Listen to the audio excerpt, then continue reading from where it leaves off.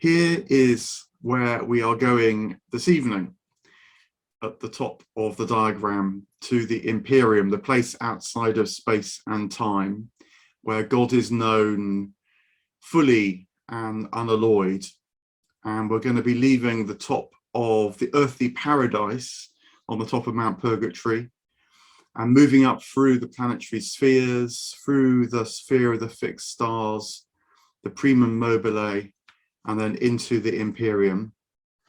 And I say here's where we're going this evening, not just because we're going to be following Dante's journey, and as before, thinking about how his being shifts and changes and particularly expands now in the Paradiso, but in your mind's eye and my mind's eye, going with him, seeing how his experience, the way he's conveyed it, insofar as I can convey it in the images we'll look at as well, what that makes of our experience right now, seeing how our awareness expands as we follow him. I partly stress this because it's a tragedy for me that the paradise is often thought too difficult or irrelevant or passé these days, whilst people still appreciate the Divine Comedy. They'll major on the Inferno and then just touch on the Purgatory and the Paradise. Even in Christian circles, that can be so. Christianity is often secularized these days, if I can put it like that, into what's sometimes known as realized eschatology, where heaven is seen as a place on earth, rather than the earth becoming transparent to heaven, and so being the doorstep, the doorway, the portal into heaven, so that we can learn to see the divine now, and so be more capable of it in the afterlife. To put it another way, as we've seen with the hell and the purgatory, this is as much a way of learning to see reality anew when we read and follow Dante. It's a transformation of our perception as much as it is traveling through domains of reality. The two coincide and come together in the Divine Comedy. This sense of dynamic change as we engage with the paradise is also to say that this journey is future orientated, in the sense that it's our destiny, it's our return that we're both anticipating, becoming more capable of, ready for, being changed from glory to glory, as St. Paul puts it.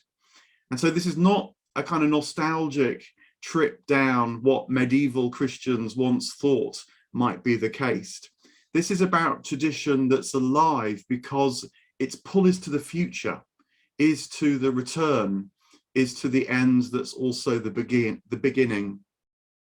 Dante, I think, because he says so mostly, is helping us step into our now, the modernity which we know, and he knew because he lived at the beginnings of our experience of God and reckoned that something was changing, and so wanted to write the Divine Comedy based on his own experience, but for us now, for the future as well. Dante says, follow me closely to learn about the paradisal vision now and this preparation for the hereafter. Here's one of Giovanni de Paolo's wonderful illustrations, which are a particularly brilliant way of tracking what goes on in the paradise. It requires us to know more of who we really are. Indeed, the hereafter only really makes sense when the paradisal vision opens up to us now. It's the kind of knowledge too that only makes sense when it's experienced. And it's part of the genius of the Divine Comedy, as opposed to, say, a theological tract, that it majors on Dante's experience, and then the poetry fosters an experience in us which isn't exactly the same, but can catalyze our engagement, and so our experience with these things. You know, in this way, it's why it's an inspired piece of literature akin to the Gospels, or in other traditions like the Bhagavad Gita, that also tell story, that can be read at these multiple layers, and that are written not to record something in some sort of factual or scientific sense, but so as to foster the parallel experience in us. You might say this is about developing sympathy, as in resonance, harmony, rather than reading the Divine Comedy as, say, an elaborate set of symbols that somehow can be rationally interpreted. There's some of that, but I think if that's the sole way that you read the Divine Comedy, you'll miss being drawn into the paradise even as you write. It's sympathy, not symbolism. And similarly, it's about participation rather than, say, discipline. Sometimes you can read about this kind of journey, the Christian journey, other traditions too, as a set of elaborate disciplines that somehow transform you. There's some of that, no doubt. I mean, there's a discipline just in reading a text, of course, but that's in the service of participating in what is being encountered. And expect the unexpected too in this journey. In Giovanni di Paolo's image, you might see not only the image of the boat there, which is Dante saying, "Follow me closely in my little bark as we navigate these oceans of paradise," but you'll also see there an image of Jason having to plow a field with two fire-breathing bulls.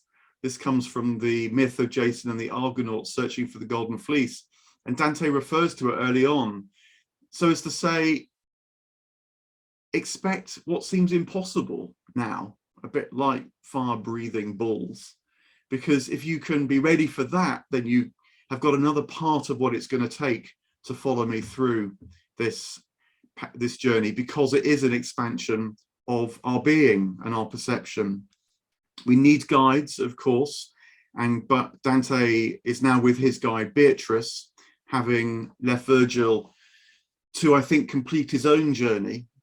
And the guides help us discern experience, and so not just be blinded by experience. That's the kind of joint activity that this expansion of being asks of us, is to be open to more, surprise, that which can blind, but only then so as to absorb it, to find out how it resonates with what's within us, and so draw it, and so be drawn more and more into it. And that's very much the role that Beatrice plays, at least the dominant role she plays. Dante's often looking into her eyes so that he can receive the light, titrate it through her wisdom as to where he's at.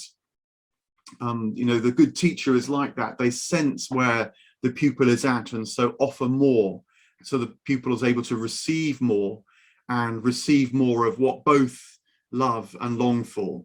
It's a combination of love and intellect again. And it's to say, paradise is not some kind of peak experience or trip, you know, akin to a psychedelic experience.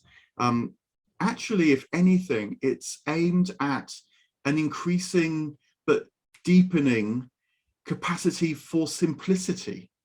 When we can know who we are, we start to see who God is, and can know that steadily, that God is all in all and always. So it's not actually ultimately exceptional. It is the basic way that reality can be seen.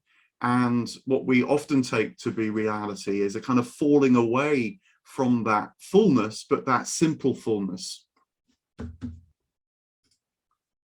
So we left Dante and Beatrice now in the earthly Eden at the top of Mount Purgatory. And at the beginning of the paradise, Dante tells us that he's now ready to transhumanize, which in a way is summarizing a word. It's a word that captures a lot of what I've just been trying to summarize. This is not about escaping his humanity in some sort of machinery, as the word transhumanize has come to mean. Dante coins the word for the first time, but he meant it's about becoming more and more fully human, which is to realize more and more how you are in the image of God. And it's also a good word for the beginning of the paradise, because he's saying there's still everything to learn. And in a way, the paradise is the moment where he just starts to really be able to learn about divine reality.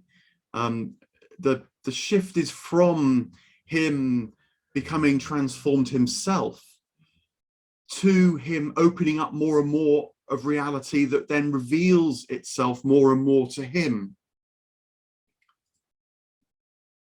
And it's as he is talking about this that he arrives with Beatrice in the first sphere of the moon.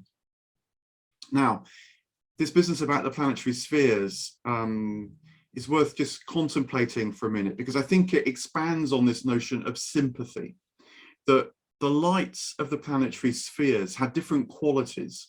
The moon, for example, is known for its shifting qualities and how it appears and then disappears. And Dante and Beatrice talk about this. And what this shows, I think, is that the way Dante certainly uses the relationship with the planetary spheres is to highlight an aspect of ourselves so that we can see more clearly, understand more the way that we receive the divine light that parallels the way that the particular planetary sphere receives the divine light. So to be in the sphere of the moon is to be working on your own reception of the divine light in a lunar way. The moon is this mixed domain, and Dante and Beatrice talk about what might make for the phases of the moon. Dante talks about, is it the mark of Cain that the Lord put on Cain when he killed Abel to protect him? And Beatrice says, no, that's an old superstitious myth, which is quite a nice little comment, because this is not about superstition, this is about engaging with reality. And then Dante says, well, maybe it's about the density of the moon and how matter in different density reflects light in different ways. And Beatrice says, no, that's wrong too. That's not a bad account when you're thinking about earthly explanations, we might say now scientific explanations, but this is about experiencing reality in a different way. And she explains that the moon is kind of the first training ground for launching into paradise. And in particular, it's about tuning away from quantities, such as a density theory of reflected light, and instead tuning into qualities. And an analogy is used by Beatrice to explain this, which you can see in the picture where there's the figure standing in front of the candle with 3 mirrors in front of him, and he sees his image in these 3 mirrors. And what Beatrice explains is that on Earth, well, this is my gloss anyway, on Earth, we might think that the first mirror is the most valuable because it's the strongest image. It's closest to the figure, closest to the candle, and so brightest in the images. But she says to him, no, the third image, the more subtle, the more nuanced light, the one that's at the edge of your current perception, is going to be the light to follow through paradise, because as you get used to the subtler lights, so you're more able to be in the subtler paradisal zones that then open up to you in their fullness when you enter them. Paradise, as it were, is here for us to see, to experience, to know by following qualities rather than quantities. So that's one of the first lessons that Dante learns in the sphere of the moon. As he gets used to the lunar night and the lunar light, and so reading it in this way, souls start to appear. They've been sort of at one with the blaze of the lunar light at first, but he's now accustomed to reading its finer nuance, entering into its intimacies more. And so the souls in the lunar sphere start to show. And in particular, Piccardo Donati appears before him. And Dante knew of Piccardo in life. And at first he's outraged, actually, as to why Piccardo is in the lunar sphere, because he'd assumed that she was a beautiful person with a beautiful soul, and so would be in the most beautiful parts of the cosmos. And yet she's in a low heavenly sphere. And Picardo uses this as an opportunity to teach Dante. There's something always about the generosity of spirit of the souls they meet in paradise. They can tease Dante, they can push Dante, but there's always the generosity of drawing Dante more deeply into what he's not understanding, but just beginning to see. And she explains that although in her life she was dragged out of the convent by her warmongering brother, which is why Dante's outraged, because he thinks that was something which was done to her rather than something that she deserved. She says that now in heaven, she knows that what seemed like not just suffering, but unjust and abusive suffering on earth, she understands now that, strangely, that was God's way of introducing her to the fullness of the divine light. It's one of these moments where trying to explain away suffering just doesn't work. But Picardo, having undergone this injustice, being taken away from the convent and forced to marry to please her brother, she realizes now opened up divine life to her. You might say that it was through that she knew all the more that God's love couldn't be taken from her. And, you know, it's only the person who suffered that can really say this. This is part of the genius of the Divine Comedy, with those who have known of these things, telling Dante of these things.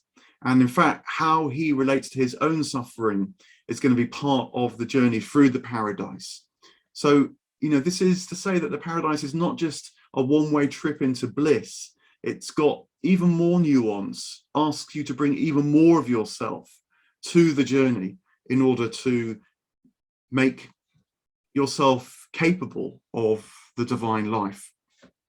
He begins to get it as Picardo talks to him. And Picardo then says, do you know, because of the particularities of my life, that's why I also share in the fullness of the divine being. And in fact, she says, I have come down to the lunar sphere from the Imperium to share my experience with you so that you can travel and follow me to the Imperium, where I really am, in fact.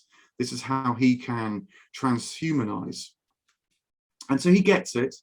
And immediately they're in the sphere of Mercury, the second of the planetary spheres. And the suddenness of being in a different planetary sphere is to say that a part of his consciousness has opened up through his engagement with the light of the moon within him. And so now he's capable of engaging with another aspect of the divine light, which is associated with the light of Mercury. This is not a journey across distance. It's a journey into more and deeper knowledge and awareness of the divine light. It's happening inwardly as much as externally. And of course, Mercury is known for a tricksterish light. Mercury in the sky, you might say, dodges the bright light of the sun because it's the planet closest to the sun. And they encounter the figure particularly of Justinian, who was the Byzantine emperor. And he's a good figure to encounter in the sphere of Mercury because his light, his earthly glory, if you like, I think must have both reflected some of the divine glory, but also competed a bit with the divine glory, as any ruler is bound to have to wrestle with. But in particular, he tells Dante of a big history of the whole of humanity. And this is one of the first moments in the paradise where Dante reminds us again that this is not just about a personal journey, but is also to do with certainly society, and if not civilization as well. And the story is told from Adam and Eve in the garden through the Christian lens of big history, which focuses on the birth of Christ and the crucifixion. But this also starts a theological change in perception for Dante, and in particular a shift from the crucifixion, as if that's the pivotal moment in the Christian story, to the incarnation. This becomes possible in Paradise, I think, because you might say that all is forgiven now, and Dante's received the power of that forgiveness. Remember, Virgil crowned him Lord and mitred him on the top of Mount Purgatory, which is to say that he understood and could feel in his person the power of his own transformation by divine grace, and so could participate in the paradisal light. And so in terms of the Christian story as a whole, that shifts the focus from the crucifixion to the incarnation. And this is a theme that they revisit a few times across the Paradise. And again, it's one of these things that you have to sort of really engage with the different moments of the unveiling. But broadly speaking, what becomes apparent, I think, is that the crucifixion was given for earthly reasons, not for heavenly reasons. God, as it were, didn't need Christ to be crucified on the cross, but God realized that human beings, with their mundane understanding of sacrifice and the need for maybe vengeance, or the need maybe for payment, the other reasons that are given for the crucifixion in the atonement theory, Dante learns that they're all earthly reasons, not divine reasons. And God, in God's generosity, therefore gave the crucifixion to help people. But the focus now is going to be on the incarnation, that the human and the divine meet, and always meet, in fact. It becomes clear that the creation of Adam and Eve was a meeting of the divine life. The incarnation is a meeting of human and divine life. And so in our lives now, the true, most dominant story is a meeting of divine life as well. But what's also interesting is that as this side of things starts to show up in Dante's mind, he stops seeing human faces with the souls that he meets. It's one of these details that you read and you wrestle with, and you wonder quite what on earth this is about. Dante never fully explains it. For me, it's one of these details that suggests he is elaborating on an actual experience. So I'm not quite sure how you would make up such a detail unless it somehow had happened. But nonetheless, I think what is going on, my sense of it anyway, is that he now needs to withdraw into himself fully, rather than gazing at other faces and trying to see what's going on for them. And then when he can see himself aright, he will be able to see them aright, because he will know of the divine in himself, and so know of the divine in them as well. This is a sort of subtler meaning of the incarnation. It's not just something that happens in history. It's something that happens within us. And when we realize that it's happening within us, we see it happening in others too, and so can see their face, which of course is the face of the image of God as well. It's a process, you might say, divided by perception and love, not by purity. And so, having grasped a little bit more about what the divine love and light is like, having engaged with this slightly tricksterish, mercurial shifting of the Christian story to bring more of the divine truth to it, Dante finds himself in Venus, the planetary sphere of love. And he meets a few characters here, particularly the figure of Cunitza, who I particularly like, because she explains to him that, as Dante knew, she was something of a paramour in life. She had 4 husbands, hence the 4 towns here in Giovanni di Paolo's image, and had many lovers as well. And she plays with Dante in a way. It's quite a flirty zone, and there's a lot of sense of commingling and enjoying each other's spirits in a Venusian sort of love-making kind of way. And so Cunitza says, in effect, I know you think I'm probably in purgatory because I had all these lovers. Well, actually, what I understood was that the very excess of love, which I certainly lived out in my life and made my mistakes, but I understood that this excess of love was the excessiveness, the abundance, of the divine love. And so that's what I was able to see in my life. And hence now my path to the Imperium is through particularly the planetary sphere of Venus, where love is fully known and enjoyed. I hope you can sort of get this sense of how the planetary spheres resonate with different parts of our experience and draw out how it connects to the divine love. And nowhere is this more true and perhaps self-evident to us in terms of our experience of eros and erotic love. The passion draws us, and the passion means we make mistakes. And yet, if we can know the forgiveness of those mistakes, which of course is part of what it is to be in paradise, we're able to follow the truth of eros into the heavens. And to cut to the chase again, Dante, has to think a lot about eros, as we've already said, but nonetheless, to cut to the chase, he gets a feel for what the Venusian light has to offer him, and so finds himself in the sphere of the sun, the next of the planetary spheres.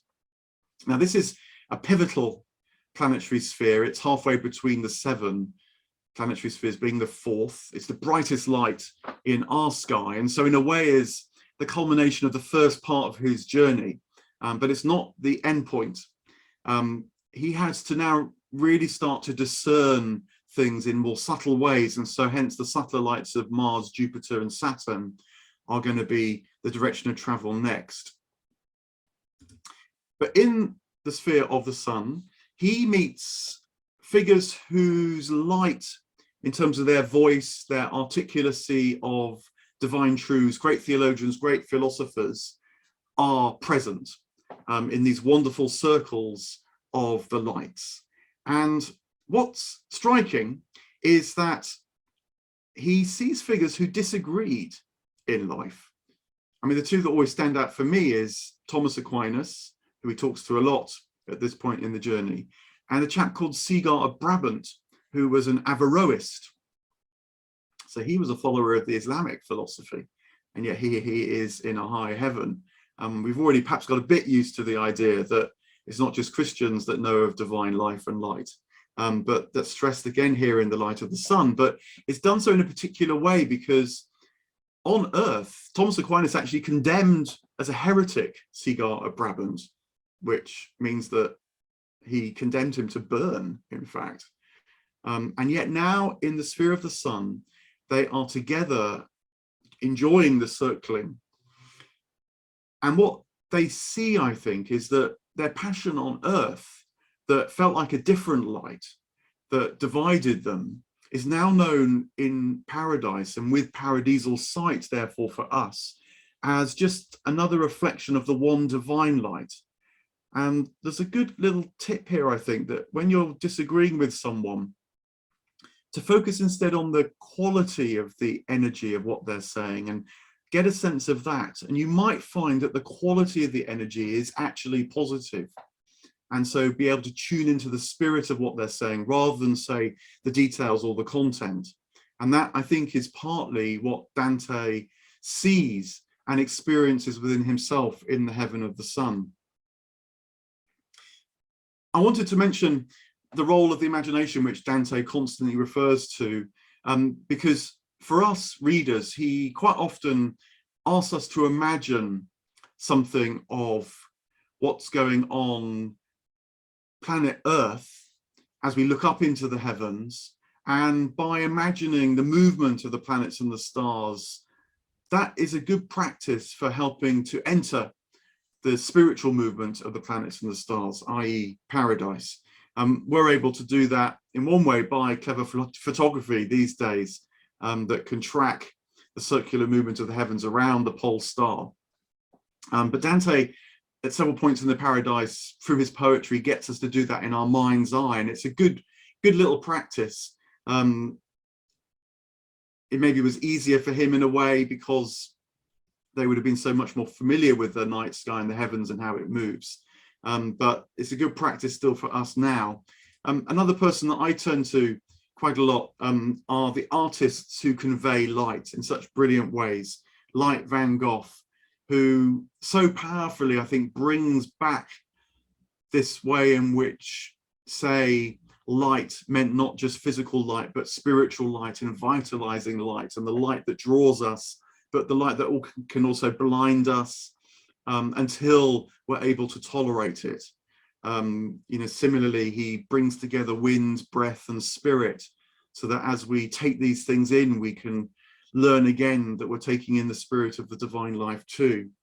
Those kind of practices on earth are part of developing paradisal possibilities too.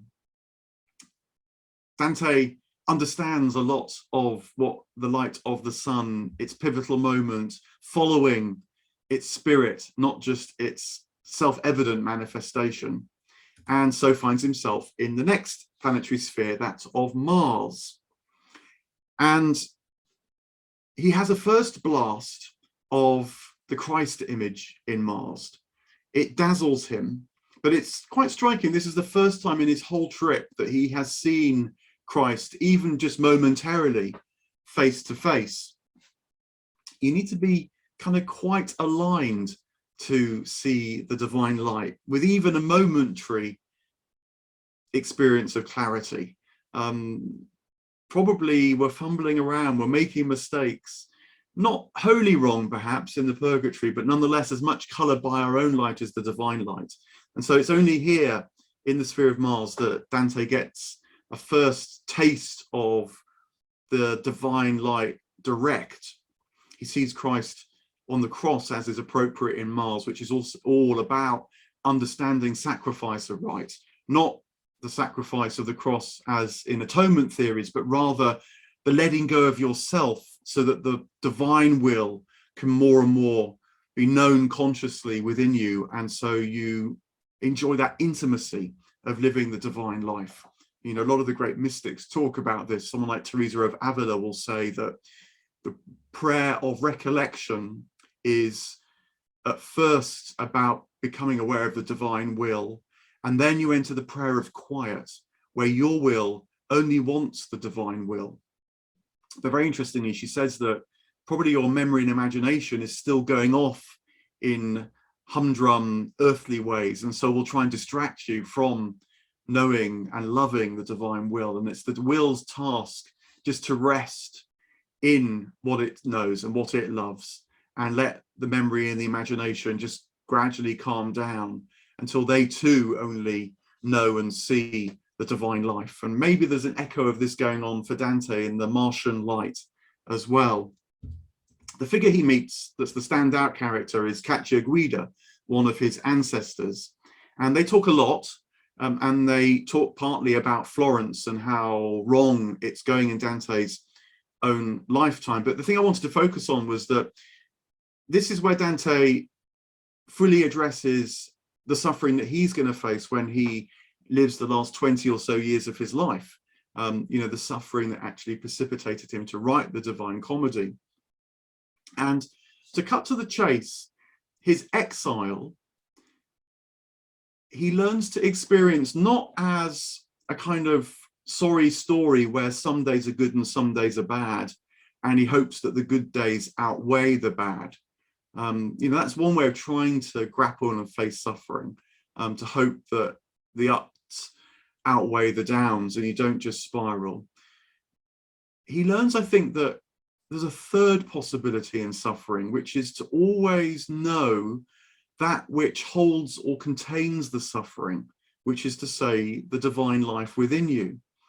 And then it becomes possible to lean into the suffering, and also to not cling so tightly to the good moments as well, and know the whole of life as a sense of the divine presence. And I think he must have heard about this on his journey through paradise, and then really worked on it through the rest of his life, and so become capable of writing the Paradise even whilst he was in exile. And again, it's one of these sort of experiential lessons that he learns and tries to communicate with us and invites us to know more and more about. It's hard, but it is ultimately paradisal, and there's the encouragement. There is the promise of joy. And this sense of how to approach life, you might say is a way of saying yes to the whole of life. You don't have to not want certain bits and only want other bits. You can say yes to all experience. And that leads Dante into the sphere of Jupiter. Jupiter is the sphere of justice. This tremendous eagle full of myriad souls forms before him. And it's justice in the heavenly sense, which is knowing the place of all in all. And these individuals now dance before Dante more and more fully themselves. Dante realizes, even though he can't see their faces, he recognizes that these souls are becoming more and more themselves. And it's because of that that they're more and more transparent to the divine light, and so have their place in the just heavens. It leads to another really definitive moment, because Dante keeps asking the question as to how can it be that those who didn't know Christ might still know God and so be in paradise? And the eagle of Jupiter is particularly delighted to answer Dante's question. It swoops and moves around him and loves to see Dante's confusion, because he knows that's the pivotal moment, the tropological moment where Dante's clarity is going to arrive. And there's this lovely moment where the eagle of Jupiter says, look at the brow above my eye and see the souls that form it. And 5 souls in particular appear, and they're more and more unlikely souls to Dante's mind to see in paradise. Particularly, he sees a figure called Ripheus, who was mentioned once way back in Homer, just as a sort of just figure. Nothing more is known about him. And for me, this is Dante saying, look, now we're beginning to understand what Christian universalism is. It's not about who you know or what you know. It's about how you know and how capable you are of the divine life. And even those that seem the furthest away, because they're almost not even in history, as it were, in terms of being remembered, they too will ultimately find their way into the divine light. It's an expression of Christian pluralism that I think now that Dante's in the paradise, he can understand that he couldn't have understood, say, in the Inferno, couldn't really understand in the Purgatorio, although figures like Cato and others start showing up, but now can see how it works without at all not having seen, not understanding the seriousness of evil and all that would take us from the divine as well. That's what he's beginning to gather in the sphere of Jupiter. And having got something of that, they enter the sphere of Saturn. Now, it's a threshold moment, the sphere of Saturn. They're about to enter the planetary, the sphere of the fixed stars, out of the planetary spheres, and then into the primum mobile. And in Saturn, all is silent, all goes quiet. Remember, Saturn is sometimes associated with the melancholy spirit, also though associated with shifts in time more fundamentally. You know, when we feel time dragging, we might become melancholic, but what this experience of Dante's now suggests is that shifts in time, moving particularly to the timelessness of eternity, might be experienced by us in disturbing, unsettling ways. And it's silent here in the planetary sphere of Saturn, to start with at least, because Beatrice explains if you could hear the music now, it might even risk destroying you, or destroying this moment at least. And so the music and the light must be titrated carefully in this threshold moment. And a ladder appears with souls coming up and down from the higher heavens. Gradually Dante is able to see them, and then he can hear them. And in particular, they talk with the light that is Peter Damian. And Peter Damian was a well-known actually disciplinarian in the church at the time, and took the cardinal's hat. And yet, in the latter part of his life, realized that neither the cardinal's hat nor excessive discipline was going to enable the divine sight within him. And he became a hermit, took off the cardinal's hat, became a hermit, And he explains to Dante that what he learned there was that if he could understand the true nature of the light within him, then that would become the perfect conduit for the divine life to flood into him. He talks about how he learned that the light of God was enwombed within him, and then he could know himself enwombed within the light of God, a kind of wonderful reversal or a turning from the inside out. This is what his life as a contemplative taught him, and Dante begins to understand this now. I think this is one of the reasons why Saturn is a threshold moment for Dante, because this explanation of the contemplative life is going to be key in the higher parts of the paradise, or I should say really the more intimate, deeper parts of paradisal sight. For us, it means that in life, mortal life, in the world, in creation, learning to see the divine uncreated life present in all things, as well as ourselves, is to await for the moment where that light draws us into itself. The uncreated life would envelop us as much as we are open to seeing it in ourselves and others. Something really telling about paradisal vision at this point. And when Dante understands it enough, feels it, participates in it enough, it takes him into the sphere of the fixed stars, and particularly the constellation of Gemini, which is his birth sign. And I think that this means that now he is in sympathy with the creation in the moment when it welcomed him into earthly life. That's the significance of his birth sign. It's his beginning in mortal life and the beginning of his return to divine life. It's where the divine love that conceived him met the human instinct that bore him as well. And the two are now known to him to have been part of the same one divine will. And so he finds himself in his birth sign, which is of course also his divine sign.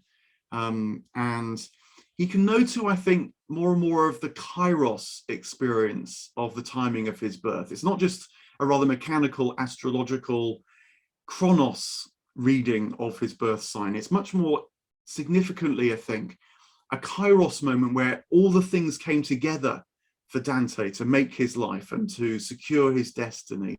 This is what he understands now.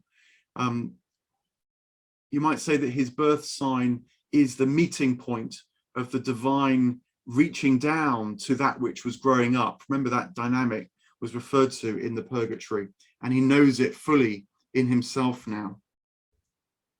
And with this now, I think, really established sense of his true self, known within him, Beatrice invites him to look back down on the journey they've made so far, through the moon with its changing light that teaches him quality, through Mercury with its tricksterish light that teaches him how to resonate with divine glory, through Venus with its erotic light, so that he can understand how the abundance of the divine light can be followed through the joy of that, to the sun, where he learns that there's a spirit that lurks within even bright lights on earth, and he must tune to that subtler spirit, which takes him to Mars, where he learns something about sacrifice, how that in its truest sense is about saying yes to all that life throws at us, and so learning of the yes to life that is the divine yes to all things. To the sphere of Jupiter, swooping around him is the eagle of Jupiter, teaching him something about the more and more we become ourselves, the more and more we become one with the divine life. And that's true for all people, ultimately, I think. And then to the Saturnine sphere, where he learns of this threshold where the uncreated light in him can attune him to the uncreated light around. And so he can know that his beginning is the beginning and the end of his return to God in the planetary, in the sphere of the fixed stars, something like that anyway. I think he sees as he looks down and sees the planetary spheres. It's the beginning, you might say, of him beginning to see subspecie eternitatis from the point of view of eternity as he looks back down. You know, it's a common theme again in wisdom and spiritual traditions to ascend from the earth, and your earlier preoccupations are put in some sort of context, and so you're able to see a wider context. Now, Dante then uses a lovely metaphor, which I wanted to refer to now, a spring metaphor, because he says he looks into Beatrice's eyes and sees that she's like a bird just before the dawn that's perched, waiting for the sunrise, so that it can leap off its perch and start gathering food for its young. And she sees that Beatrice is like the mother bird to his chick. She's longing now for him to know the sunrise so that she can feed more of the direct divine light into him. And it's a lovely symbol that again reminds us constantly of how we can see these things on earth with the paradisal sight. And as the sun does rise on them now in these high heavens, entering the prima mobile, there's another blinding vision of Christ. Though this time, Dante knows that it's a foretaste of what is to come. And so he doesn't have to sort of fear it in the way that he did in Mars. Just waiting for this to come through. Yeah, there we are. Here's John Flaxman's image of the vision of Christ that Dante has at this moment. But it is still too much for him. It's a promise. And so the person that does appear next is the Virgin Mary. And I think this is hugely significant. The female saints, and particularly the Virgin Mary, are going to become more and more important now in this last part of his journey. And they are the individuals who knew in mortal life of what Peter Damian had been telling him he discovered in his contemplative life. Because, of course, women, and particularly the Virgin Mary, know what it's like to bear life within them, even divine life. And so know in a very direct, if mortal, physical way about how that which we can enwomb will enwomb us. That which is within us will carry us to within itself. And the Virgin appears, and he can contemplate her appearance at this point as well, which is always a sign that he can take in, understand with his mind as well as his heart and with his sight what's going on. Now there comes another lovely moment where Dante meets the three apostles closest to Jesus, Peter, James, and John, and they invite him to celebrate with them faith, hope, and love. Let me just see if I can get all these to show you, because William Blake's images at this point are particularly wonderful. Here is Peter appearing with Beatrice and Dante, and then they're joined by James, and it's very wonderful how it's described. They're described as like lovebirds. It's like a divine marriage of souls. They coo at each other, they flutter around each other like doves. And then they're joined by John as well. And so speak of faith, hope, and love. And Dante's able to do in such a way that all the heavens sing with them. He knows of these things now. There's still, though, a few ups and downs. And the big standout moment is when Dante's asked to speak of love to John, by John, and he goes blind. Not just not seeing faces, but actually not even seeing the light. And it's quite extraordinary. You think, what on earth is this going to be suggesting? What's this about? And there's many ways that people have tried to understand it. I think that what Dante has done is he's tried to look at John in the wrong way. We're told that there was an old story that John had ascended into heaven, much like Ezekiel on the chariot, and so hadn't died a bodily death. And Dante sort of gazes at John to try and see whether that's so, and then goes blind. And I think it's just a sort of correction. it's not an alarming blindness. It's likened to Paul's blindness on the Damascus Road, where it's going to be clear in retrospect, subspecie eternitatis, that Paul's sight was going to be restored. But it is a really important moment for Dante, where he's said, look, don't look at things as if there's miracles. Miracles are exceptions. They're thought to be divine interventions. What we're about now is seeing the steady presence of the divine, so that even miracles aren't miraculous anymore. And I think that's what a sort of another little moment of learning how to see the divine light that this encounter with Peter, James and John teaches. And when he finds that his sight is restored, he's now able to see faces. This moment where his own sense of himself is now full enough so that he can see others' faces again, because he can see the divine in their faces. And it's very significant, I think, that the next person he sees is Adam, the Aboriginal humanity. And so he reflects on the human story again.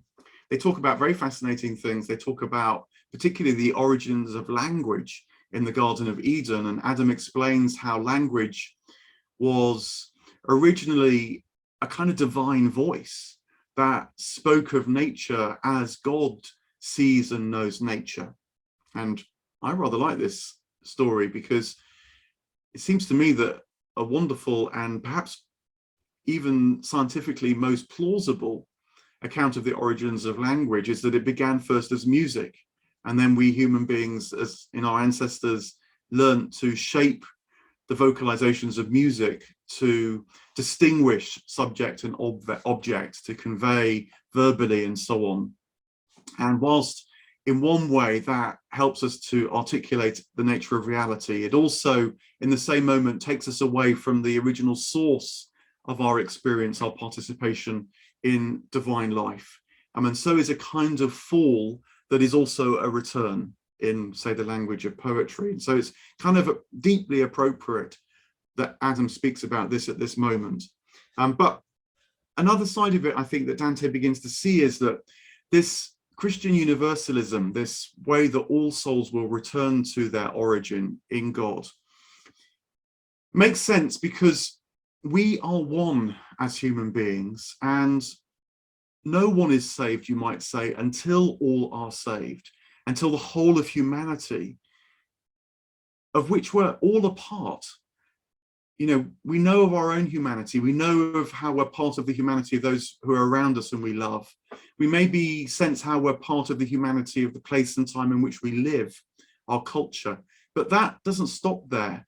Our humanity stretches right across the whole of human history. And so for our individual fullness to return to God means that the whole of the fullness of humanity must return to God as well. You know, this is Dante in a way correcting the early modern individualism that's become now so powerful in the later modern world of our own times, where the individuality that was our oneness with God has become the individualism where we forget the shared being and feel that we're separate. Dante's correcting this right at the roots of that misperception by saying, no, it's precisely the opposite, that when we know of our own individuality and see that aright, we see the individuality of everybody and how that individuality is an expression of the oneness of the divine, and so must be taken back into God. And sure enough, it leads to Dante's first direct glimpse now, not just of Christ, but of God in God's self. He says, first of all, he sees a reflection of an infinitesimally small point in Beatrice's eye and realizes that everything comes from that infinitesimally small point. And then he's able to look at it.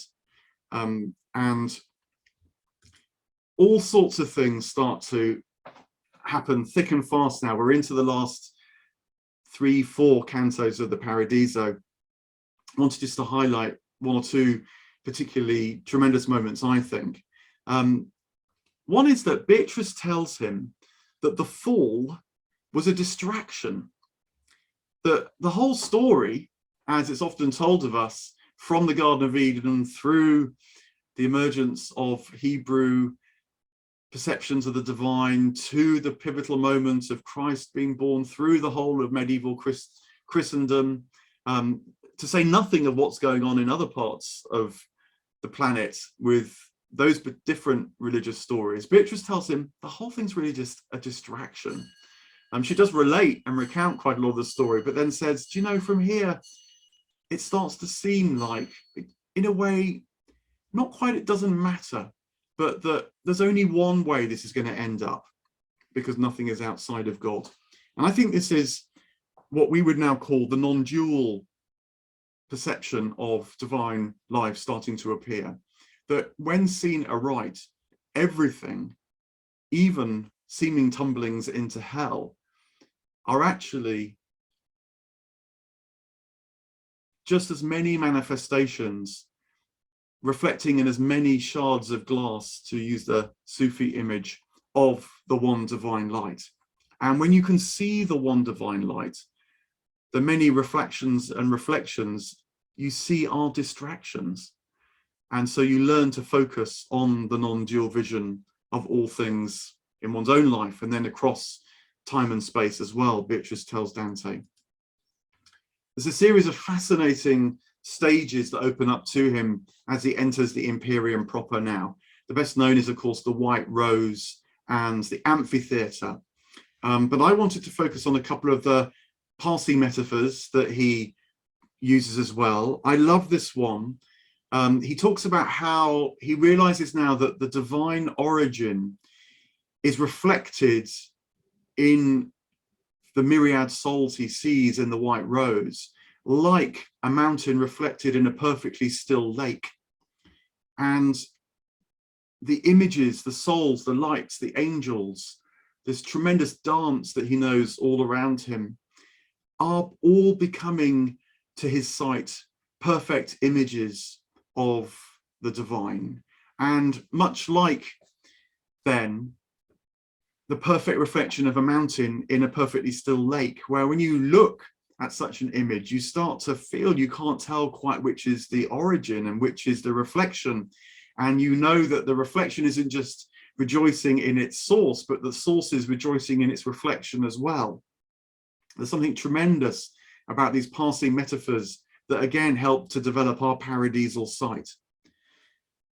Right at the end, Beatrice joins her place in the White Rose, and the final guide that Dante has is St. Bernard.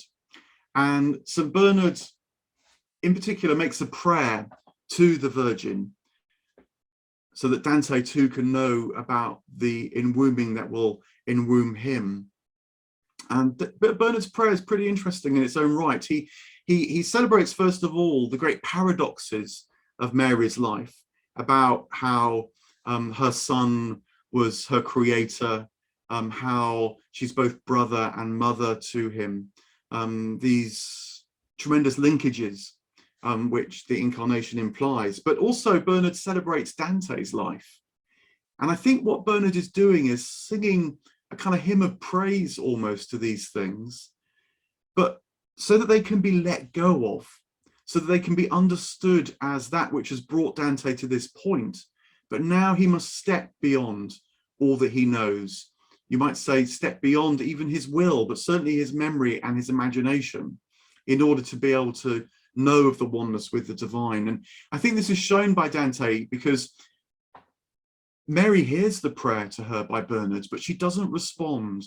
She's what you might call detached from it. She knows its fullness and its significance, but she doesn't have to reach down in a smile, say, to Dante, because Dante now can reach up and join her by knowing all that he is, but somehow at the same time letting go of all that he is, as that had just been the vehicle that allows him to become conscious of divine unity. There are also visions of the Trinity, the full personhood of the divine person, of which our personhood is just a reflection, you might say.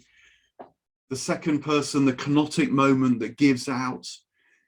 And then the third person, the ecstatic moment that is just as another extension of the divine life in that giving out.